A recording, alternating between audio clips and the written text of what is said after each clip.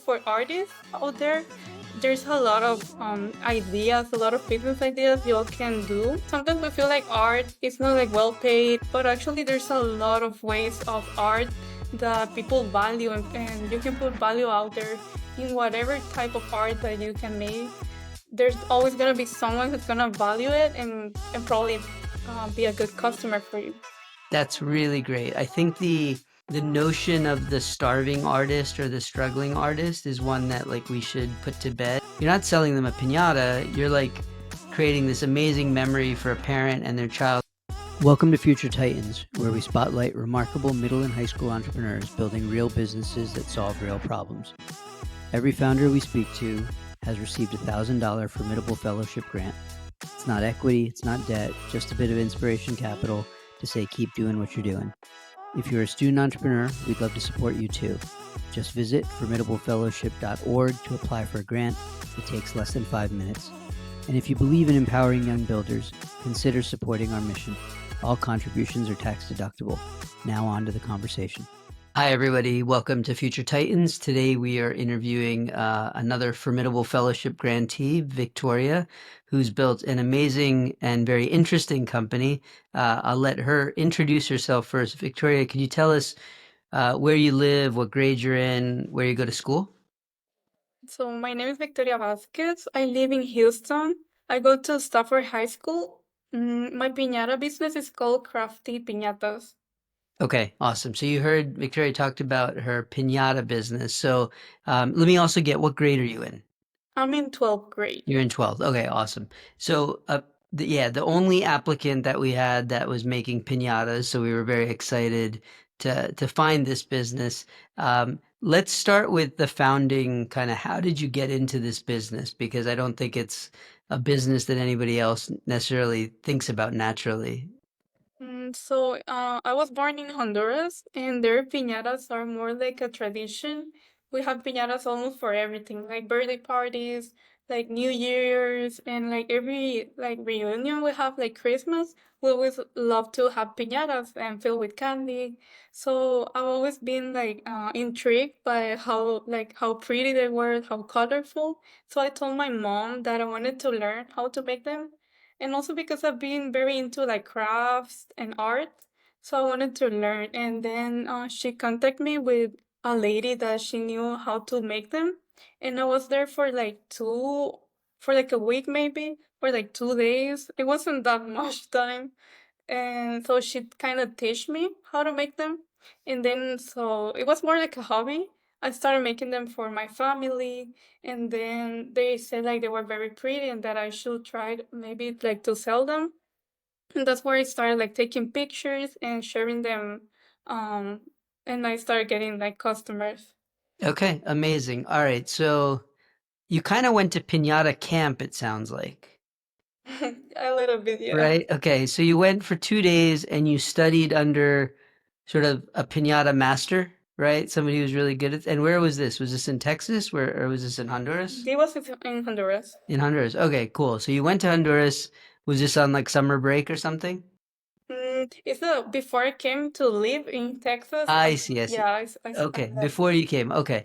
So you and who was this person? I just to give her a shout out.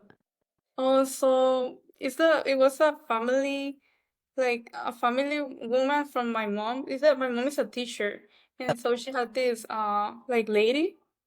Her name it was like Rosa. Okay. Okay, nice. All right. So she trains you, you learn the ways of the piñata, and then you start making them. And was it just a bunch of family members who were saying you should start selling these, or was it mom or dad who was super encouraging about selling it Mm, potentially? I'll say my mom. She was very encouraging. Yeah, she was. That was like she said she was gonna support me and like buy the materials and everything I needed to get started. Okay, cool. Well, shout out to mom. That's amazing. All right. So how did you get your first customer? You started posting to Instagram and what happened? Somebody said, Victoria, I want one of those, or like, or were you actively promoting the idea of I sell piñatas, reach out to me if you want one? As I mentioned, first was just my family, and then like shortly after I started making them, I moved to Texas, and there so there's this app called Facebook Marketplace, and I saw like people sold like a lot of items there, and I was like, maybe I should like post my piñatas and see like if someone is interested. So I made piñatas, even though I didn't have a customer yet.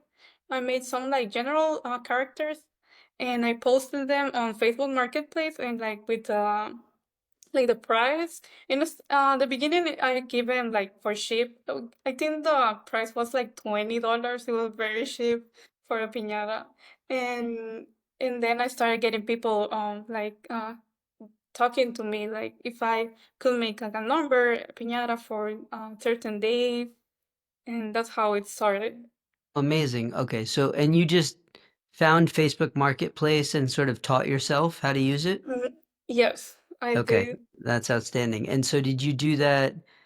I've never used Facebook Marketplace, so maybe is it very easy to use, or did you watch YouTube videos, or how did you learn Facebook Marketplace? It's actually, yes, very easy. Every Facebook account, it has like a little drawing of a store. So you just click there, and there you can buy things, or you can publish things. And it's like a very easy platform to use. You can just post it. You can post videos or pictures, and you put like if the item is new, used, or like gently used, or is in bad conditions, and then you put the price, and if you offer pickup, like if you offer delivery or just pickup. Okay, amazing. All right. So I think for everybody listening, like, if you're older like me, like building a website to sell something like 20 years ago was like incredibly difficult. And Victoria, as she just highlighted, Facebook Marketplace makes it really, really dead simple, which is phenomenal. So, all right, so you list items on Facebook Marketplace. What did the first piñatas look like? Like, were these just like dogs and cats, famous characters? Like, what were you putting up? So the first piñatas were more like popular characters. For example, for Christmas, it was like Grinch and like Santa, the reindeer, and then I made like for different segments. For example, for kids, I made like remote controls. For girls, I made more I made like a Hello Kitty. So it was more like to find different people. I made also for adults. I made like margaritas, like wine. Yeah. Okay. And do you remember who your first customer was on Facebook Marketplace? What did they Mm, buy? yes. My first customer, I remember it's that the ones I posted, they got sold. But I feel like my first real customer was when they wanted something new. Something I remember was a cinnamon roll. It's a character. It's like the brother of Hello Kitty. So yeah, it was a cinnamon roll, and I remember that he was very detailed about everything he wanted with that Okay. piñata. Got it. Okay. So you do, and so today are you selling mostly pre-built piñatas or are they all custom? They're all custom. Oh, wow. Okay. Okay. And so what does pricing look like today? Initially, you said it was around $20. What does that move to? So yeah, at first I feel like also it's because the scale. My piñatas is they weren't that big before, and they were like 20, 35, 45. But now I'll say my the range of my piñatas are like 3 feet or 2.8 feet, and are I feel the range is like from 55 up to 85. Okay. And that's usually just based on size? It's based yeah on size and detail. In detail. Okay. Okay. Got it. Got it. And so let's actually, I want to understand the process. So somebody comes to you and says, I want cinnamon roll, right? They send you a picture and do they just like message you on Facebook or how do they send that stuff over to you? Okay, so first, for example, in Facebook, I have posts of everything, like everything I've made. So they just see like I'll say like a catalog of like my work, and then they send a message, and most of them they have like another like a picture of other people piñata, like someone else, but some of them it's either they know exactly what they want and they have like a lot of pictures, or they don't have a clue, like they just know like they want something for their kids. So that's when I work out with them. For the ones that they know exactly what they want, it's easier. But I try to help to see the ones that are on the side. So I'm most of the time I make a sketch like digital of some ideas about how it could look, and then they choose. Okay, okay, got it. So you do a little bit of back and forth, you come to a design, and then once they sign off on it, that's when you start building? Yes, I just make sure, for example, if they have a color palette, I ask them for their balloons, for their invitation, everything just to put it together. So everything is more like combined. And then yes, so they say like yes, I want it for this day, and I ask for a deposit, and then I put them on my schedule. Okay, and how much is a deposit? If it's an $80 piñata, how much do you take up front? Most of my deposits is 20, unless they buy maybe some of them, but they buy two piñatas, so I'll say 40. Okay, okay. And then give me on average, how long does it take to make a piñata? Mm, on average, well, the most I've made on a day is three piñatas a day. But sometimes if it's like a 3D design, for example, like a car, and it's like from all the sides, it has details, it'll take me like a day or 2 days. To make one piñata? But it's like after school, so I'll say like 8 hours. 8 hours. Okay, so 8 hours to make a detailed piñata, and let's say an average piñata is 4 or 5 hours? Yeah, but it's also about skills because at first it will take me a lot of time, yeah, like days to make a piñata. But I've like managed to know like shortcuts and do it faster. Okay, so as you're getting more skilled, it's getting easier and the time to create Yes. a piñata is going down. That Mhm. makes a ton of sense. Okay. Um, and so if we look back at last year, how much revenue did you do? How many piñatas did you sell? I feel like revenue. I feel like I barely got over 1,000, and I think I've sold about 50 to 60 piñatas. I'll say like 60 something maybe. Okay, okay, got it, got it. All right, good. Um, and so kind of as you're thinking about this year, you know, what are you thinking about from a growth perspective? Like, is this something that you're spending some time on and you're trying to grow the business? Yes, so I feel like I'm focusing on growing my like my audience on my platforms like TikTok, Instagram. A very good platform for me right now is Pinterest. I have a lot of reach on Pinterest.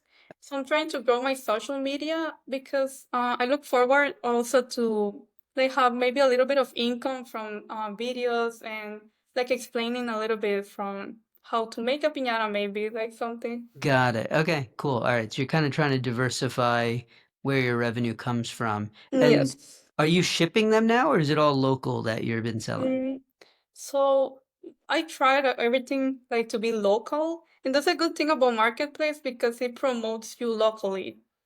Yeah, it's a lot. For example, a lot of Houston, they know me because it's very local on Marketplace. But I've had people from like an hour away, from like different cities, like more far away, and yeah. But I don't deliver if it's more than 10. Like I mean, if it's more than 20 minutes, I don't deliver. Okay, so then you just charge for shipping? Yes. Okay, good. Yeah, that makes sense. Yeah, I mean, I think, just based on what you said, you probably should just raise your prices, Yes, right? Like, maybe. I think you could probably raise your prices, and I guess like if you package it up nicely, can this be shipped anywhere in the US, or does it become difficult if, if you had to send it to where I live in New Jersey, if I wanted a piñata, is it likely that it won't last, when it gets here, or it'll be Mm, fine? I feel like like they're not gonna be damaged. I don't think so. But the thing is like if it's a big piñata, the price of shipping is very high. And some people, for example, had a woman from Las Vegas. She really wanted a piñata, right? And but the shipping, I estimated it was gonna cost almost twice as the piñata was gonna cost. Uh, So I suggested her, yeah, that she should find someone more More local. local. Got it. Do you, this is maybe a very silly question. Is the piñata, when you send it, it's empty, right? Yes. Okay, okay. Got it, got it. Wow, it's still, is maybe just because of the size, because it's not that heavy. Piñatas No, aren't it's that not heavy heavy. at all. It's just the size. Okay, okay. Interesting. Okay, all right, cool. So you're looking to expand this year. Um, and so, as you think about growth, what do you think is going to drive that? Is it more Facebook Marketplace? Is is the social media that you're doing, Pinterest and other places, does that drive people to a website, or where do they go to if they want to buy a piñata from you? No, I don't have a website. They just go to my direct message, and I just check it very often to see who wants to make a like a purchase. Okay, okay, got it, got it. All right, so they'll DM you and then Yes. you'll kind of figure out the transaction from there. Okay, that makes sense. And so when you think about all those different channels, TikTok, Pinterest, Instagram, whatever else, like it sounds like is Pinterest wh which one maybe is driving the most leads for you today? Mm, well, like the most customers is 100% from Facebook. I get a lot of from Facebook. The second one I would say would be TikTok. Yes, and it's like I get a lot of views from Pinterest, but not actual customers. I just get like views. Like I can see people clicking my pictures and saving them, and also they go to my other, for example, they go to Instagram to see how to reach out. I see, I see. Okay, so the one thing I would probably challenge you on a little bit is that if the one, you want to avoid getting um like the views is like nice, right? But what you really want is money, Yeah. right? And the revenue is coming from Facebook Marketplace and is coming from TikTok. So as you think about where you're going to put your energy, right? Maybe, could you do more on Facebook Marketplace, right? I don't know, like if there's ways of going bigger or doing more ads there. And do you pay for ads on Facebook Marketplace or it's all free? No, it's all It's all free. Got it. Okay. All right. Super interesting. I mean, you built a really interesting business and, I think what's really cool about it is that this could be like a national business, right? If you wanted it to be. Um, and so I'm curious how much time between school and any other activities, like, how much time per week do you spend on this business? So usually I'll say I get like three piñatas per week. So I try to make them fast because I have a lot of work after school. Like I belong to a lot of clubs, so I don't have that much time to just to work on them. So I'll say mm, maybe a week, Okay. All right. So you're like spending, like 12 s- hours. okay. Okay. Per week. Okay. And does anybody else help you with this or like, is this just all you by yourself? No, it's just me. Okay, okay. So I'm curious, like, where did you where did you pick up this interest in entrepreneurship? Obviously, mom kind of gave you some support and said you should maybe go do this.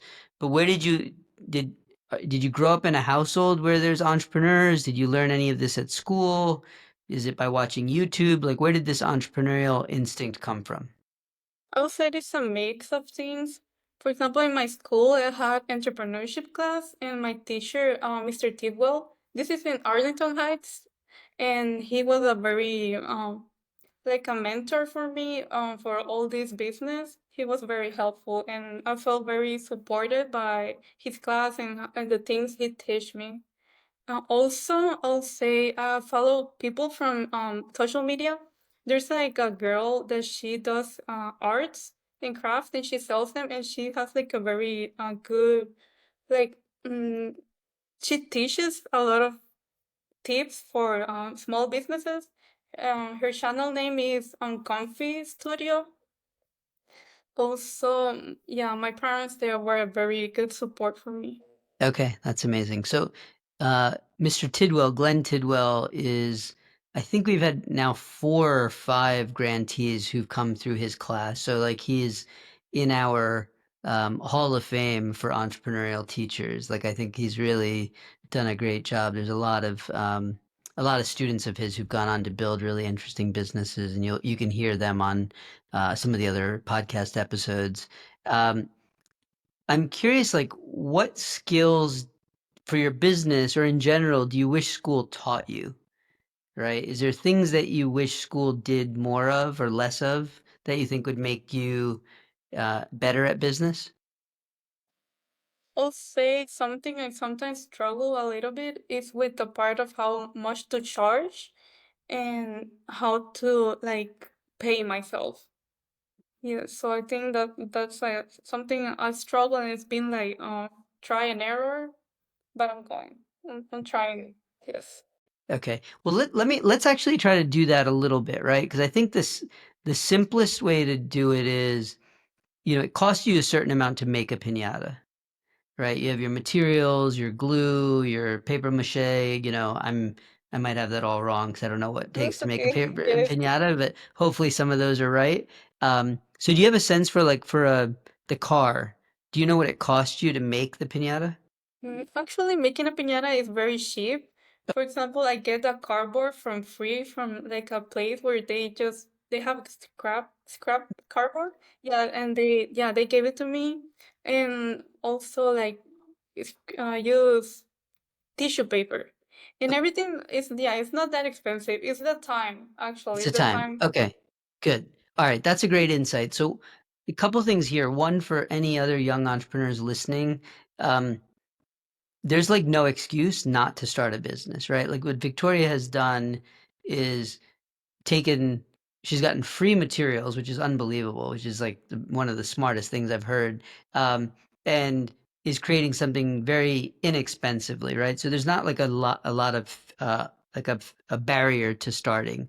So I think for you, Victoria, then it's really about valuing your time, Yes. right? And so, let's take minimum wage, right? Like what is minimum wage where you live? I'll just use easy numbers. It's $15, let's say, right? So, you know, you want to be paid at least that or more than that, right? Um, and the thing is that I think you want to think about you're creating memories for these people, right? And so you're not selling them a piñata, you're like creating this amazing memory for a parent and their child at their birthday party or at their Christmas, right? And so like with the idea that memories are priceless, right? Like there's like a premium position that you can get here. But at a minimum, you want to recover your costs and you at least want to be making what what is worthy of your time, right? And so I think you can set, and so we had a couple of great entrepreneurs on who do stuff in the home services world, like lawn mowing or power washing. And so they just set a target of saying, I want to make at least $50 an hour, at least $100 an hour, whatever the number was.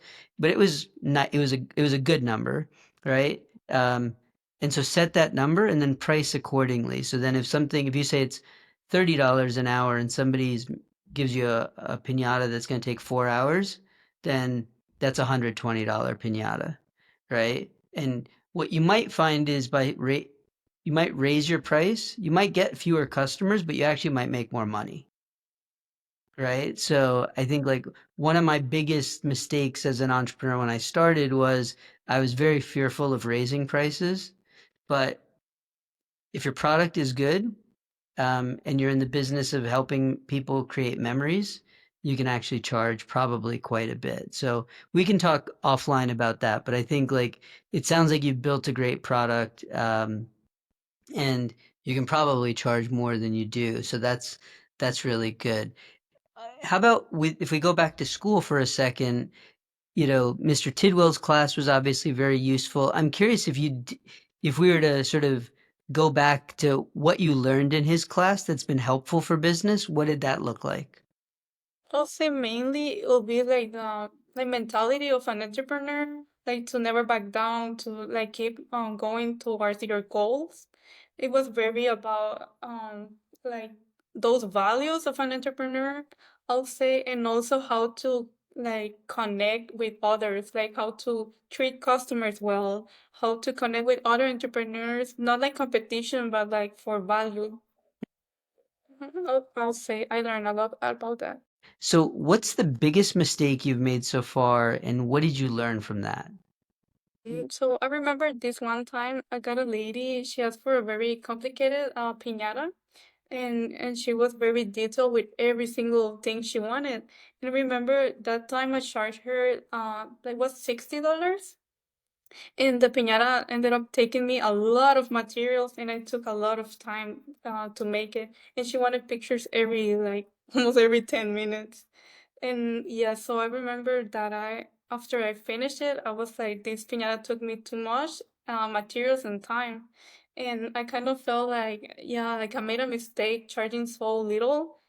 And but um I, like she actually gave me like tip. She gave me a tip. She gave me like $30 tip.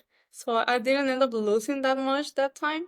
It was very nice. But I feel like I learned to kind of um try to like make an estimated like more realistic, because I feel like that time I just said like the materials are not that expensive, so it shouldn't take that much. But I started making more like estimation about how much paper is gonna cost me, how much time I have after school. So it was, I feel like it was a mistake, and it didn't end up hurting me financially. Okay. Yeah. I mean, I think this in a services business like yours, where you're creating some art for somebody, those change requests can be expensive, right? And so you have to find ways of minimizing those so that you're not doing 50 revisions on a single piñata. Okay. No, that's really good. What's been maybe, the most difficult part of creating and running your business, and how have you solved that? Say the most difficult part at the beginning was finding customers, because I had made many piñatas, but I didn't take pictures, I didn't take videos. So for me at the beginning, it was very hard to find like someone to trust in my work. Even though I knew it was good, I needed like proof. So what I did was to make new piñatas and to start making like better videos and pictures. And yeah, it was very hard for me. I used to have maybe like one or two customers like in the month, and I was like kind of like trying, maybe like thinking about quitting, but I'm glad I didn't. I'm glad I kept pushing, and now it's like my part-time work. Okay, cool. And today, as you look at the business, maybe, looking forward for this year, which is still pretty young, what's the biggest challenge that you're trying to solve right now? Mm, right now, at this moment, I feel my biggest challenge is to, yeah, like to set goals for my business that are not gonna affect, because I'm almost finishing high school, and so I'm going to college, and I'm trying to arrange everything, like if I can leave someone like in charge, like an employee, or how I'm gonna manage all of this, because I don't want my business to like to die. Yeah, I want it to keep growing. Okay, okay, great. Um, yeah, and so you're going to go to school next September or next August, right? Do you know where you're Yes, going? in fall. Well, right now I'm in the process of what universities are accepting me, but I'll probably come to North Texas. Okay, okay, congrats. Yeah, I guess April you'll hear, so you got a couple more months. Okay, well, that's exciting. Um, If you could wave a magic wand and get advice from anyone about your business to help you, who would you want to speak with? So I have two girls that I really love watching their videos. The first one is she's from Mexico. Um her brand is called Piñatas Gama. And she has, I really admire because she has a lot of employees, and they make like these very pretty piñatas. So I'm always admiring that part about how she can manage to have hired another people to help her run this business. And yeah, so I really like her. And also the other one is the girl I mentioned before on Comfy Studio.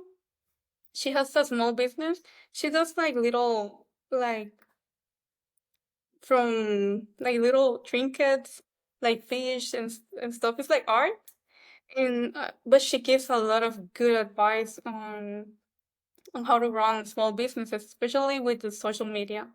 So I would love to, yeah, to to know chat more with her. about her. Got it. And so if we could get both of them, you know, in a room, like what would be, well, it sounds like you'd have different questions for them maybe. What would your question be to maybe the first person who makes piñatas and then was a Comfy Studio, I guess was the second one. What would your questions be for them?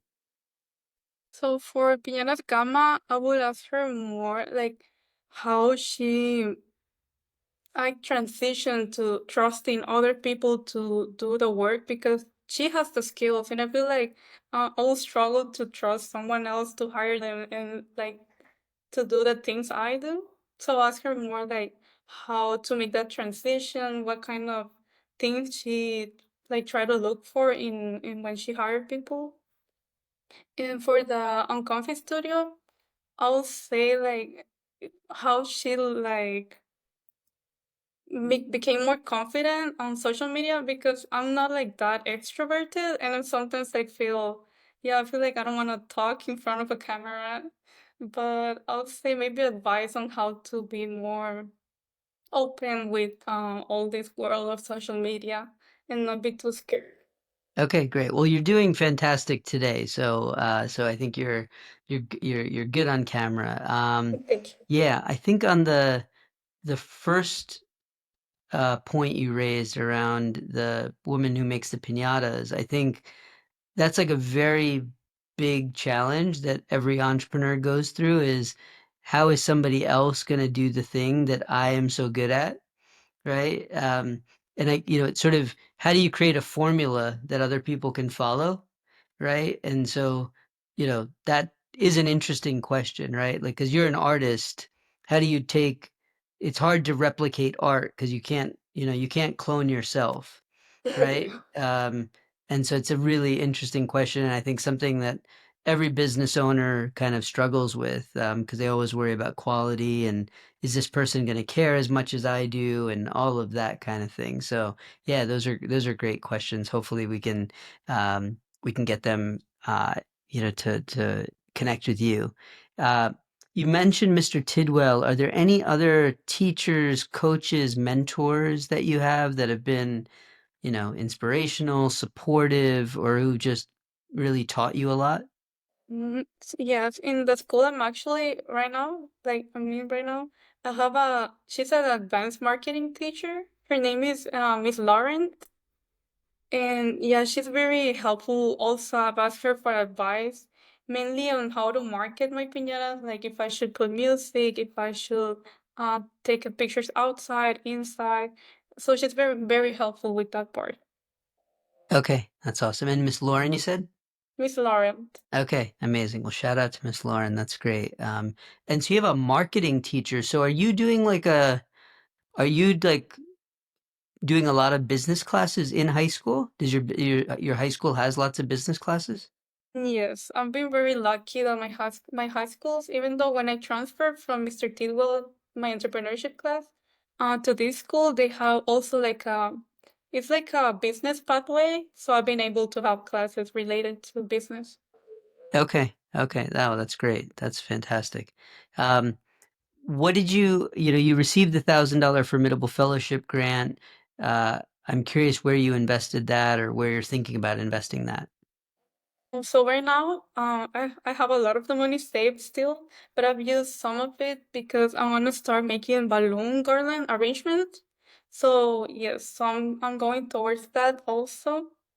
I bought some balloons and I made two decorations and I charged for them. So I'll say I have my first balloon garland thing client. Okay, okay, that's great. Um, I should have asked this earlier, but when you started making your own money, um, I'm curious, like, did you start thinking about money differently or treating it differently? Did you value it differently once you started making it on your own? Yes, I'll say. In the first, I used to work part-time, like places. For example, I used to be a cook at a pizza place, like also like catering. and most like I feel like all of my money was going to help my parents financially because yeah they needed a little bit of help. But with my piñata business, they told me I should keep the money for myself. So I've been like more thoughtful about how I'm gonna buy more materials, if I'm gonna pay myself and save it, and I feel like I've been more intentional with every purchase I make because yes, because it's not too much income I'm getting, so I'm trying to be very careful with every purchase. Okay, yeah, you're being more thoughtful, I guess, when you make your own money. I'm curious if you were to compare working for somebody else versus working for yourself, um, what are the advantages and disadvantages that you see? So it's totally very different because when I used to work for someone else, for example, I'm always like a good like worker, so always work the most I can, and like I feel like it's like working towards someone else's goals. And I was like, I wish I worked this hard for myself. And I always thought about that. Like, I wish I was working so hard, but for me.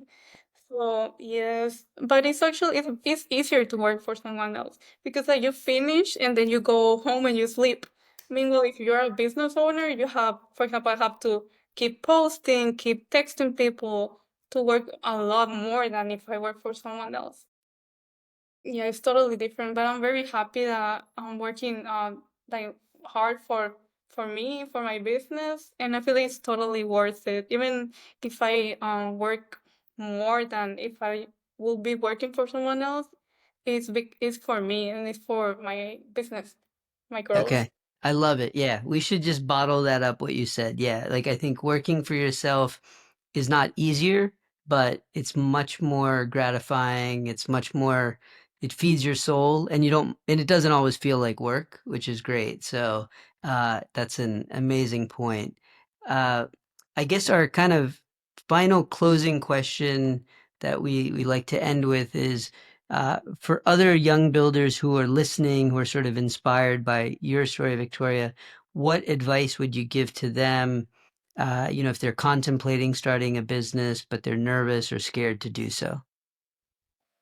So the first advice I'll give is to first, like the first big step is to start. And it's sometimes the hardest step because we've been like planning and we're like doubtful. But like the moment you start and you make the first step, I feel like it's gonna be like life changing. So say just start, even if it's today or as soon as you can, start on your business. Take that first step. And the other advice I'll give will be mainly, for example, for artists out there, there's a lot of ideas, a lot of business ideas you all can do because sometimes we feel like art is not like well paid and also like the market is hard to get into it, but actually there's a lot of ways of art that people value, and you can put value out there in whatever type of art that you can make. There's always going to be someone who's going to value it and probably be a good customer for you.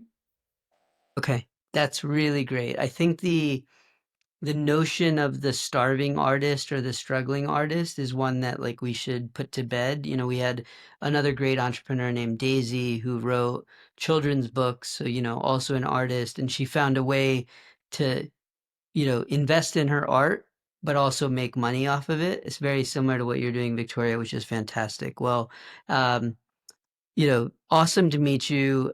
Phenomenal business. So, really interesting business. So, thank you for sharing. For those that are interested in seeing your artwork, hopefully buying some piñatas, where should they go find you? So they can find me as Crafty Piñatas. I'm in Instagram, Crafty Piñatas, and Facebook. It's always the same name. Also in I have Pinterest, TikTok, and yes, I All have. right, cool. So, crafty piñatas across every channel Yes. imaginable. You can find her.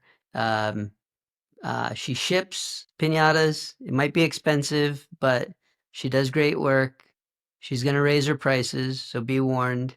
But please reach out. Victoria is an awesome young builder. We're very excited to support you. And yeah, we're looking forward to seeing you grow. Thanks, Victoria. Thank you.